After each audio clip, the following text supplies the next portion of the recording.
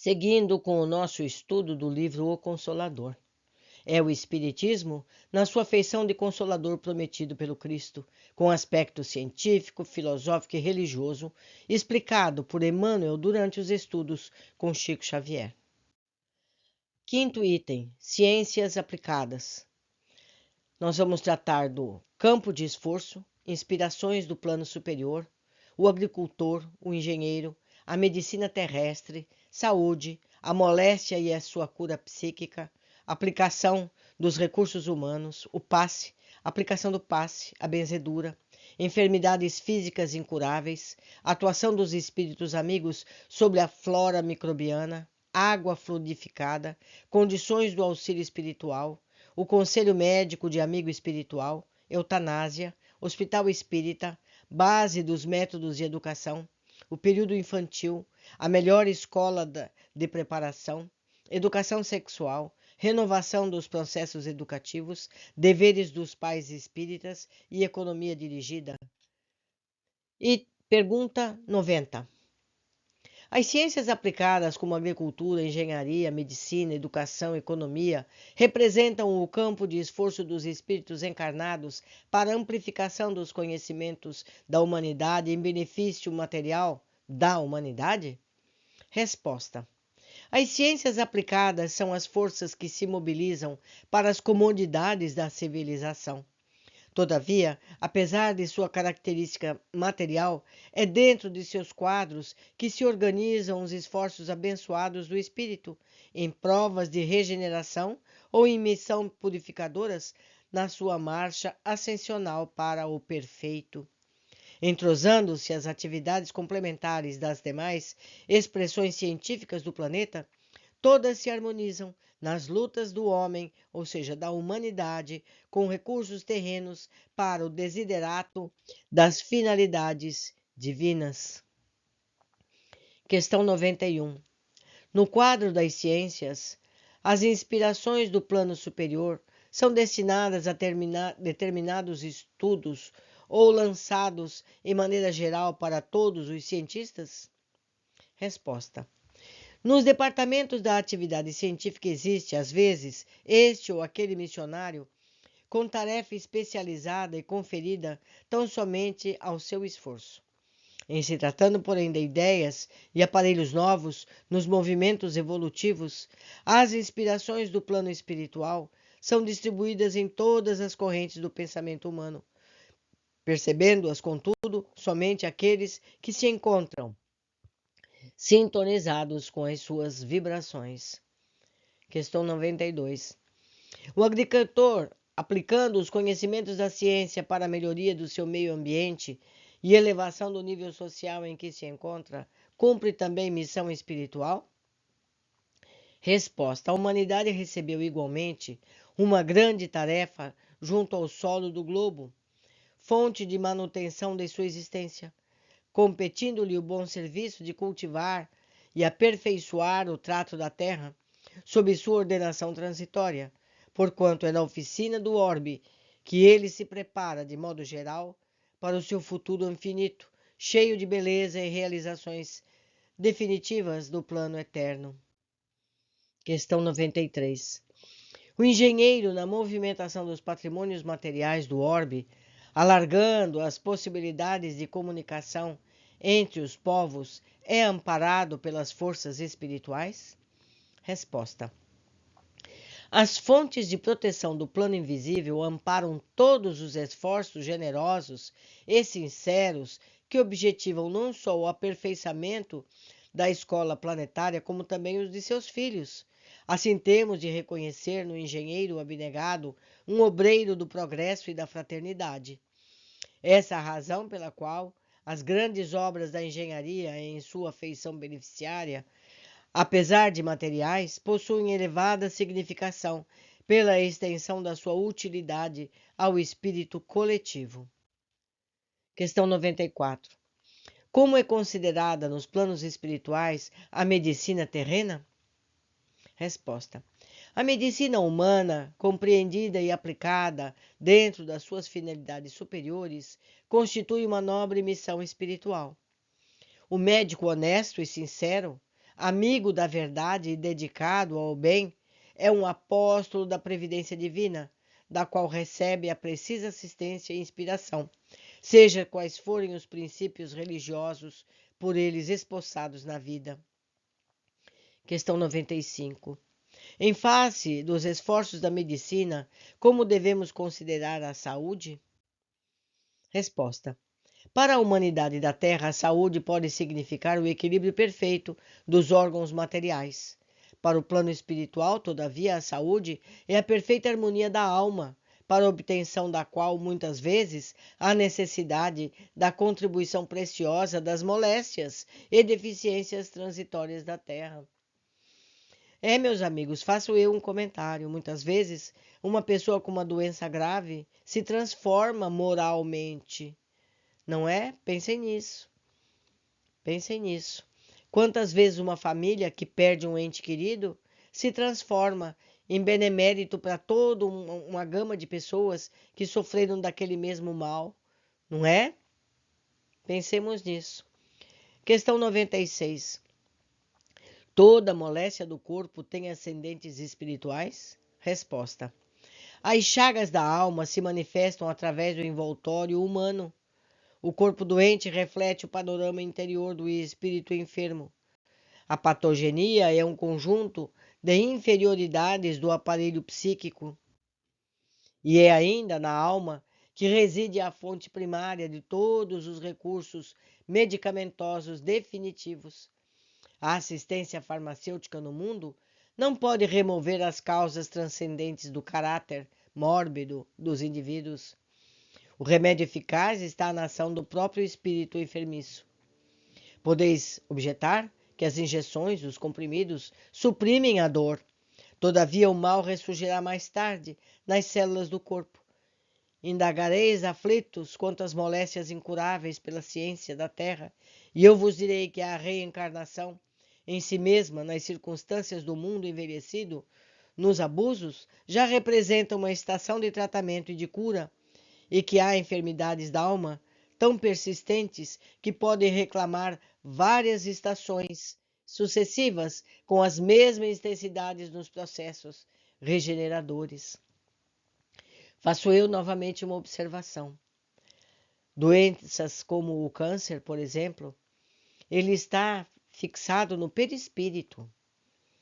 Conforme o comportamento, as ações ou a necessidade desse indivíduo, esse câncer aflorará na hora certa para que essa pessoa se redima, se cure, para que seu espírito se purifique. O corpo físico é como uma esponja que atrai para si, para a superfície, os males da alma para serem expurgados. Então, vamos tratar das nossas almas antes de tratar os nossos corpos. Questão 97. Se as enfermidades são de origem espiritual, é justo a aplicação de medicamentos humanos, a cirurgia e etc.? Resposta. O homem, no sentido humanidade, deve mobilizar todos os recursos a seu alcance em favor do equilíbrio orgânico. Por muito tempo ainda, a humanidade não poderá prescindir da contribuição do clínico, do cirurgião, do farmacêutico, missionários do bem coletivo. A humanidade tratará da saúde do corpo até que aprenda a preservá-lo e defendê-lo, conservando a preciosa saúde da sua alma. Acima de tudo, temos de reconhecer que os serviços de defesa das energias orgânicas nos processos humanos, como atualmente se verificam, asseguram a estabilidade de uma grande oficina de esforços santificadores no mundo. Quando, porém, a humanidade espiritual dominar a humanidade física, os elementos medicamentosos da Terra estarão transformados na excelência dos recursos psíquicos e essa grande oficina achar-se-á elevada a santuário de forças e possibilidades espirituais junto das almas. Questão 98. Nos processos de cura, como deveremos compreender o passe? Resposta. Assim como a transfusão de sangue representa uma renovação das forças físicas, o passe é uma transfusão de energias psíquicas com a diferença de que os recursos orgânicos são retirados de um reservatório limitado e os elementos psíquicos são de um reservatório ilimitado das forças espirituais. Questão 99. Como deve ser recebido e dado o passe? Resposta. O passe poderá obedecer à fórmula que forneça maior porcentagem de confiança, não só a quem o dá, como a quem o recebe. Devemos esclarecer, todavia, que o passe é uma transmissão de uma força psíquica e espiritual, dispensando qualquer contato físico na sua aplicação. Questão 100. A chamada benzedura, conhecida nos meios populares, será uma modalidade de passe? Resposta. As chamadas benzeduras são comuns no ambiente popular, sempre que empregadas na caridade, são expressões humildes do passe regenerador, vulgarizado nas instituições espirituais de socorro e de assistência.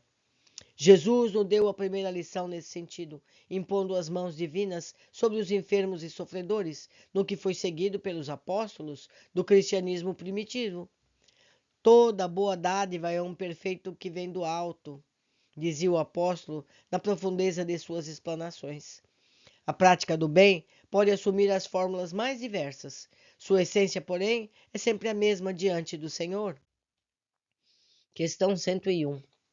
Por que não será permitida às entidades espirituais a revelação dos processos de cura da lepra, do câncer e etc.? Resposta. Antes de qualquer consideração, devemos examinar a lei das provações e a necessidade da sua execução plena. Na própria natureza da Terra e na organização de fluidos inerentes do planeta, residem todos esses recursos, até hoje inaprendidos pela ciência dos homens, ou seja, pela humanidade. Jesus curava os leprosos com a simples imposição de suas mãos divinas. O plano espiritual não pode quebrar o ritmo das leis do esforço próprio. Com a direção de uma escola, não pode decifrar os problemas relativos à evolução de seus discípulos. Além de tudo, a doença incurável traz consigo profundos benefícios. Que seria das criaturas terrestres sem as moléstias dolorosas que lhes apodrecem a vaidade? Até onde poderiam ir o orgulho e o personalismo do espírito humano sem a constante ameaça de uma carne frágil e atormentada? Observamos as dádivas de Deus no terreno das grandes descobertas, mobilizadas para a guerra de extermínio, e contemplamos com simpatia os hospitais isolados e escuros, onde tantas vezes a alma humana se recolhe para as necessárias meditações. Questões 102. Podem os espíritos amigos atuar sobre a flora microbiana nas moléstias incuráveis, atenuando os sofrimentos da criatura? Resposta. As entidades amigas podem diminuir a intensidade da dor nas doenças incuráveis, bem como afastá-la completamente, se esse benefício puder ser levado a efeito no quadro das provas individuais, sob os desígnios sábios e misericordiosos do plano superior. Questão 103. No tratamento ministrado pelos espíritos amigos, a água fluidificada para um doente terá o mesmo efeito em outro enfermo? Resposta. A água pode ser fluidificada de modo geral, em benefício de todos, todavia pode sê-lo em caráter particular, para determinado enfermo, e neste caso é conveniente que o uso seja pessoal e exclusivo. Questão 104. Existem condições especiais para que os espíritos amigos possam fluidificar a água pura, como sejam as presenças de médiuns curadores, reuniões de vários elementos, etc.? Resposta. A caridade não pode atender às situações especializadas. A presença de médiuns curadores, bem como as reuniões especiais, de modo algum, podem constituir o preço do benefício aos doentes, porquanto os recursos dos guias espirituais nessa esfera de ação podem independer do concurso medianímico, considerando o problema nos méritos individuais, ou seja, meus amigos, qualquer pessoa pode fluidificar a água, porque quem fluidifica são os espíritos, são os guias espirituais, não o médium.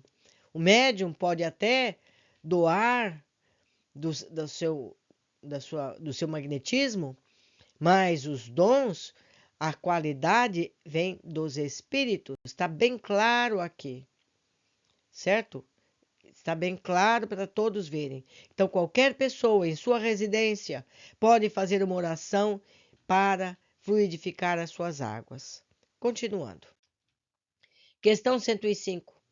O fato de um guia espiritual receitar para determinado enfermo é sinal infalível de que o doente terá de curar-se? Resposta.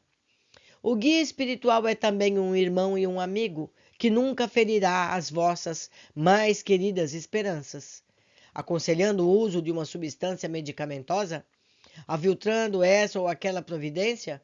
Ele cooperará para as melhoras de um enfermo e, se possível, para o pleno restabelecimento de sua saúde física, mas não poderá modificar a lei das provações ou os desígnios supremos dos planos superiores na hipótese da desencarnação, porque dentro da lei somente Deus, seu Criador, pode dispensar.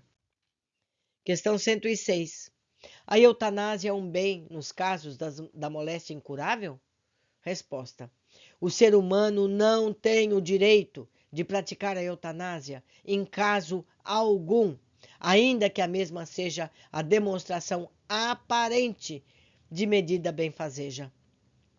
A agonia prolongada pode ser finalidade preciosa para a alma e a moléstia incurável pode ser um bem como a única válvula de escoamento das imperfeições do espírito na vida imortal.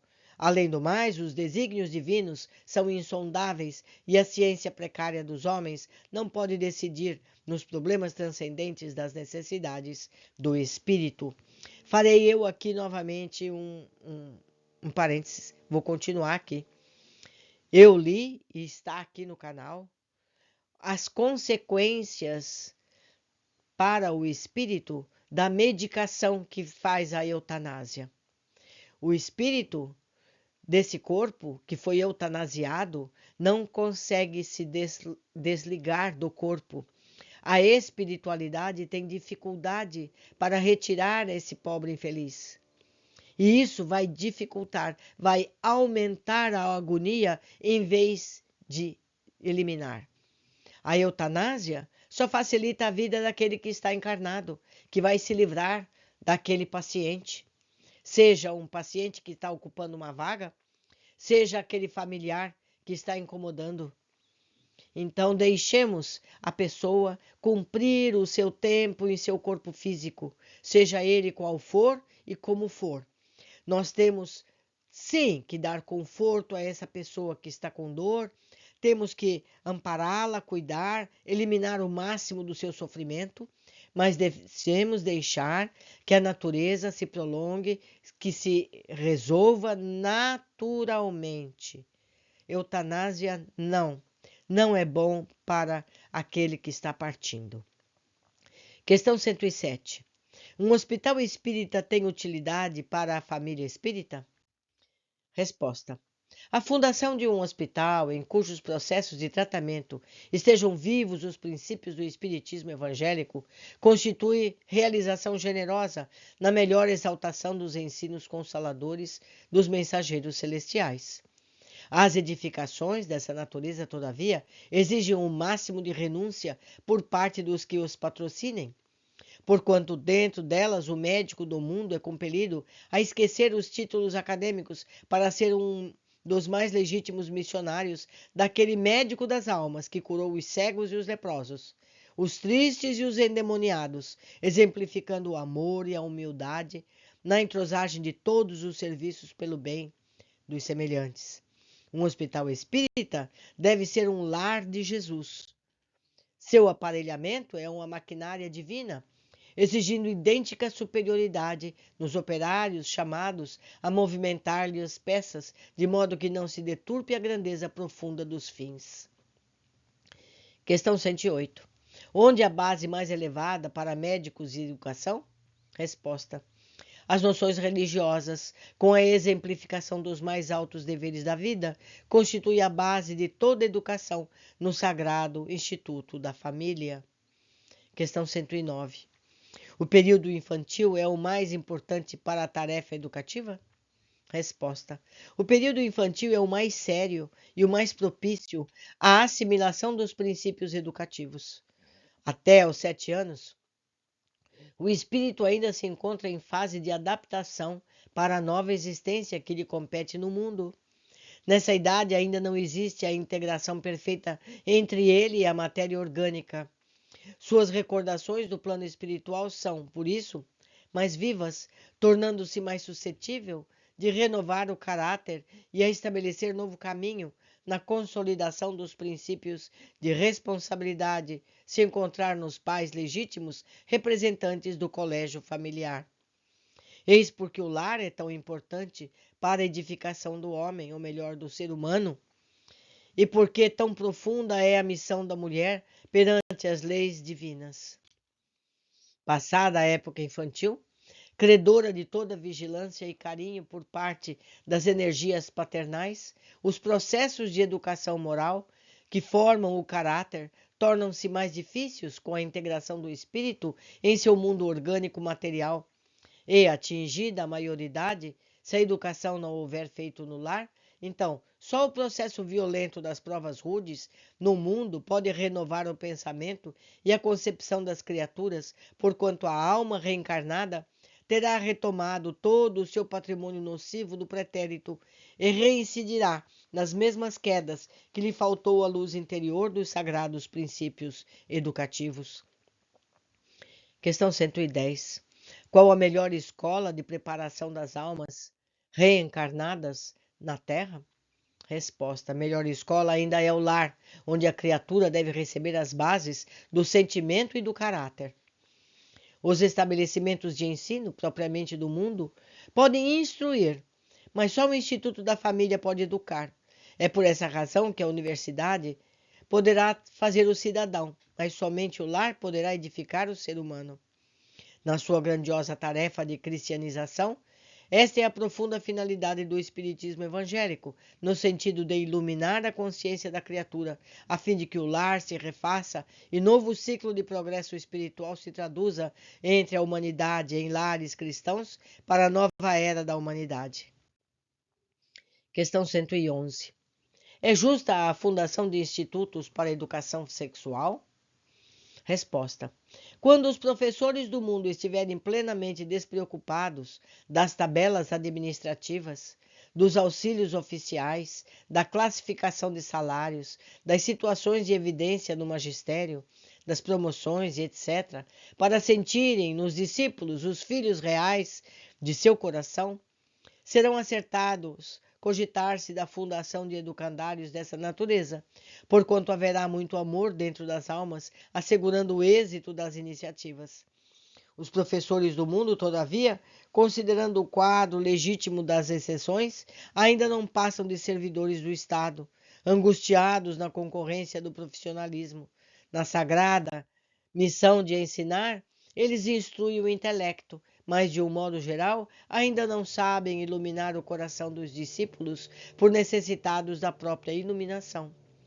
Examinada a questão desse modo, e atendendo às circunstâncias das posições evolutivas, consideramos que os pais são os mestres da educação sexual de seus filhos, indicados naturalmente para essa tarefa, até que o orbe possua, por toda parte, as verdadeiras escolas de Jesus, onde a mulher, em qualquer estado civil, se integre na divina missão da maternidade espiritual de seus pequenos tutelados e onde o homem, convocado ao labor educativo, se transforme num centro de paternal amor e amoroso respeito para com seus discípulos. Questão 112. Como renovar os processos de educação para a melhoria do mundo? Resposta. As escolas instrutivas do planeta poderão renovar sempre os seus métodos pedagógicos, como esses ou aqueles processos novos de conformidade com a psicologia infantil. Mas a escola educativa do lar só possui uma fonte de renovação, que é o Evangelho, e um só modelo de mestre, que é a personalidade excelsa do Cristo. Questão 113.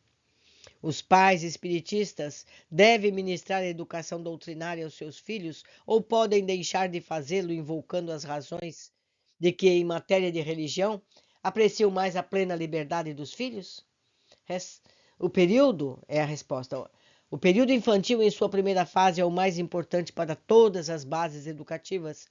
E os pais espiritistas cristãos não podem esquecer seus deveres de orientação aos filhos nas grandes revelações da vida. Em nenhuma hipótese, essa primeira etapa das lutas terrestres deve ser encarada com indiferença.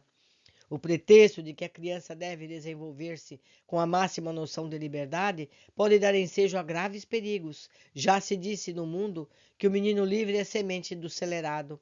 A própria reencarnação não constitui em si mesma restrição considerável à independência absoluta da alma necessitada de expiação e corretivo? Além disso, os pais espiritistas devem compreender que qualquer indiferença nesse particular pode conduzir a criança aos prejuízos religiosos de outrem, ao apego do convencionalismo e à ausência de amor à verdade. Deve nutrir-se o coração infantil com a crença, com a bondade, com a esperança e com a fé em Deus. Agir contrariamente a essas normas é abrir para o faltoso de ontem a mesma porta larga para os excessos de toda sorte, que conduzem ao aniquilamento e ao crime. Os pais espiritistas devem compreender essa característica de suas obrigações sagradas, entendendo que o lar não se fez para a contemplação egoística da espécie, mas sim para o santuário, onde por vezes se exige renúncia e sacrifício de uma existência inteira. Questão 114. A economia deve ser dirigida? Resposta: no que se refere à técnica de produção, à necessidade de repartição e os processos de consumo, é mais que justa a direção da economia. Porém, nesse sentido, todo o excesso político que prejudique a harmonia da lei das trocas, que o progresso depende inteiramente, é um erro condenável, com graves consequências para toda a estrutura do organismo coletivo. Tais excessos deram causa aos sistemas autárquicos de governos da atualidade, onde carecem todos os ideais de justiça econômica e de fraternidade, em virtude dos erros de visão do mau nacionalismo.